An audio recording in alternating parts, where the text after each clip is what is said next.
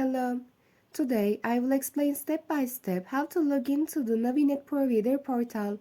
Navinet provides healthcare providers with a fast and secure online platform for accessing patient information, querying request status, and other transactions. If you want to see more content like this, don't forget to subscribe to our channel and like our video. First, open your internet browser and type navinet.navimedics.com in the address bar. This link will take you directly to Navinet's official login page. When the page loads, you will be asked to fill in the user ID and password fields in the middle of the screen. After entering your login information completely and correctly, you can access your account by clicking the Sign In button. If you are having problems with your user information or have forgotten your password, you can reset your password using the Forgot Your Password link on the login screen.